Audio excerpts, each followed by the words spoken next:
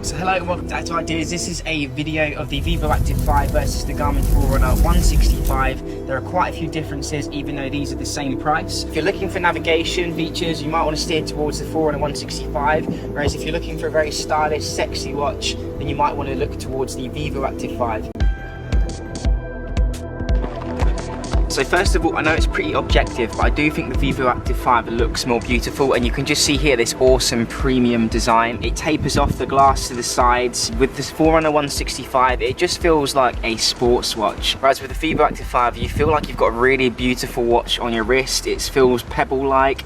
It's really smooth, like I said, with the glass that tapers to the bezel, rather than this just plastic brick wall that you've got around the side of the Forerunner 165. And that's another thing to notice as well, is that on the rim of the 165 it looks like you've got a plastic bezel, whereas on the Vivoactive 5 you've got this metal bezel, so it's a bit more of a premium feel. I will say though, I've really put both these watches through their paces, and with the Vivoactive 5 I've literally scratched the screen, I've scratched the bezel, and it's not holding up great. Whereas with the Forerunner 165 I've probably worked this watch a bit harder, bashed it against walls, and my heart's dropped because I've wanted to sell this after reviewing it, and it literally looks brand new. So although it's got a plastic bezel, it's definitely got more durability, and just having that protective wall and the way the glass doesn't tape around the edges, you've got a bit more protection from that glass, which is fantastic, and yeah, more durable. I will say in terms of the bands as well, you can see with the Vivoactive 5, the band is actually solid at the top and it tapers into a band design with holes,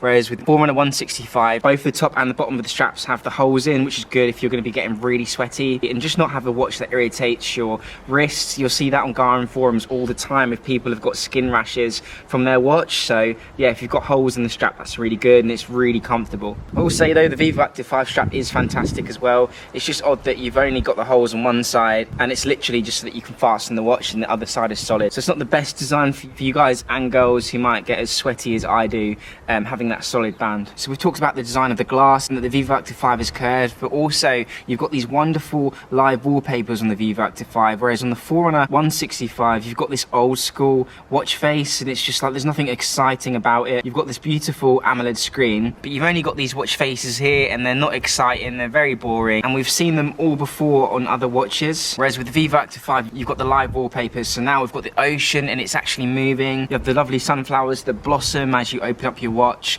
and you don't have that ability on the Forerunner 165. You're getting an AMOLED screen, and the battery life is going to take a massive hit because of that screen technology. At least with the Vivoactive 5 you're actually getting something that looks quite sexy, whereas you're getting this beautiful sexy screen but it doesn't do anything on the Forerunner 165. So that takes us into battery life of the two. I have found that I'm getting more battery life out of the Forerunner 165, more so than the Vivoactive 5, but let's be honest, neither of these are great for battery life, and if you're training more than like an hour a day, you might be charging these watches literally every 2 or 3 days. And there have been multiple times on both the Vivoactive 5 and the Forerunner 165 where I've gone to meet a friend for a run or a workout, took my watch, got there, and it says, do you want to enter low battery mode? So yeah, just getting hit with those battery life limitations every single day with these watches, it feels like. So getting back onto the design, and I do feel like the Vivoactive 5 is a more beautiful design. It just blends into your daily life. You've got a black buckle as well, but also with the button design, so you'll see you literally have 2 buttons on the side and that is it. So you've got this silver one to like start your run,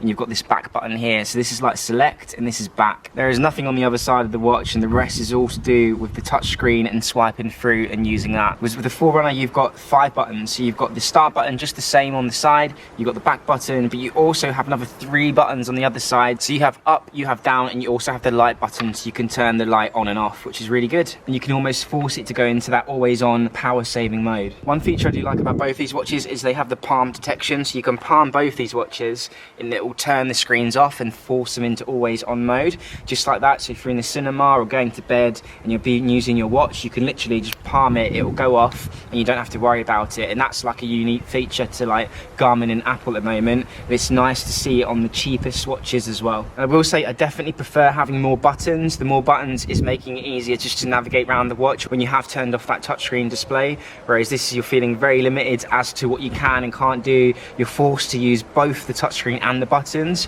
whereas with the Forerunner you can choose to use the touchscreen all the way, or you can disable the touchscreen and just use buttons. So much more versatility in terms of user interaction with the Forerunner. Turning the watches onto the back here, you can see that both the watches are a similar design, the exact same same heart rate sensor, the exact same Garmin charger. There's nothing special about it on the back, and they've also got the same straps as well. So the same strap length, same strap width, and also the way you disengage the strap at the top and the bottom is exactly the same as well. So you'll pull that pin back, the strap will come off, and you can change it for a different color or maybe something off Amazon. I really like these nylon straps. They're much more comfortable for people with sensitive skin, so that's what I've been using, and you can just apply them really easy. Another thing I'll dive into is navigation. So if you go on to the start the watch mode, what's really weird is that on the Vivoactive you do have the ability to click navigate, where I can't find that on the Forerunner. So there's no navigation on the Forerunner 165, but it gets even weirder than that. So when I actually start up a run on the Forerunner, you can hold down this button here and go down past training into navigation,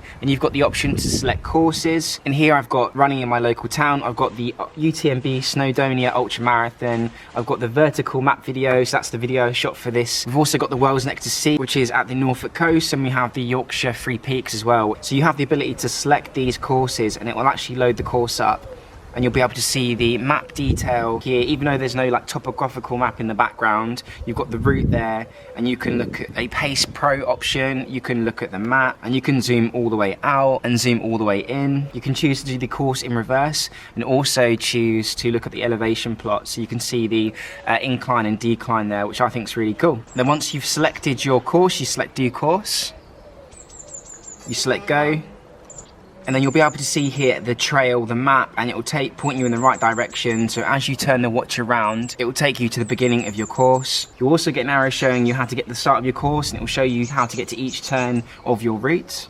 You've got the elevation plot here, so the incline, the decline, and your ETA. So it thinks that I'm going to arrive at my destination at 5:20, which is really cool. If we head on to navigation onto the Vivoactive 5, so scrolling through,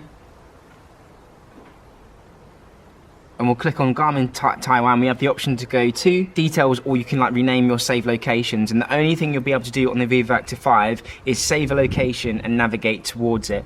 You'll also be able to backtrack as well. So say you start a run from your car or a tent, you can run 100 miles, and if you get lost or you want to head back to your car or your tent, you can go back to start and follow the arrow back basically. So if you want a full debrief of what the Vivoactive 5 is capable of, there's a video on the channel completely dedicated to that, and if you want a map lesson on the Forerunner 165, there's a video on this channel as well. Feel free to check that out. And once you've selected your save location, this is Garmin Taiwan, the Vivoactive 5 is going to point you in the right direction. That's the only navigation you'll have on the Vivoactive 5. So basically, if you are someone who's going to be doing ultra running or an event that isn't a park run and you might get lost, or you feel like you're going running in forests, things like that, I definitely recommend getting the Forerunner 165, which will help you actually get back safely. With the Vivoactive 5, it's super basic, and I would not rely on that to get me home. One really cool thing about the Vivoactive 5, which not many people talk about, is the multitasking.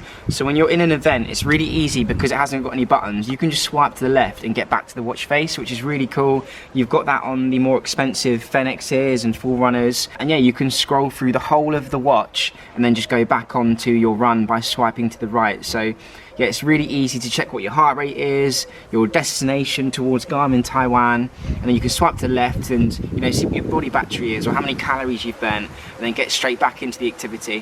Whereas for some reason on the Forerunner 165, if I swipe to the left, none of that is happening. You do have the option to hold back, and you'll get to like your music options. And with the Forerunner 165, you'll be able to create shortcuts with the buttons and things. But yeah, I just like that with the Vivoactive, you can just swipe your way through that watch, and it feels really intuitive as well. So this next one is differences in terms of the temperature sensor. So for you guys who like the sauna, working out on Peloton or Zwift, or going into ice baths, the Forerunner 165 does have a temperature sensor, and I found that useful just to see what the ambient temperature is. The Vivoactive 5 doesn't, so that's going to affect women's health tracking as well. Companies like Apple are offering temperature tracking, which aids and assists the women's health tracking.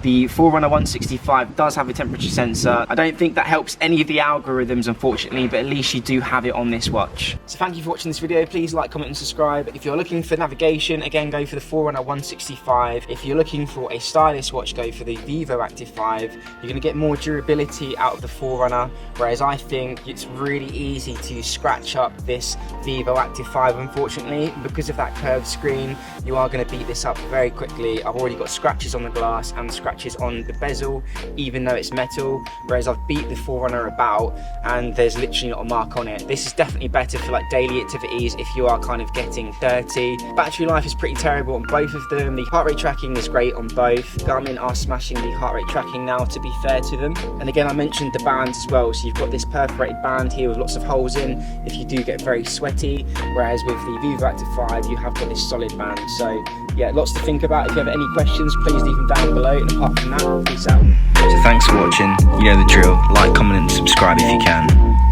My slogan, dreams are a step away. And remember, show compassion, show esteem, and have fun out there. Peace out.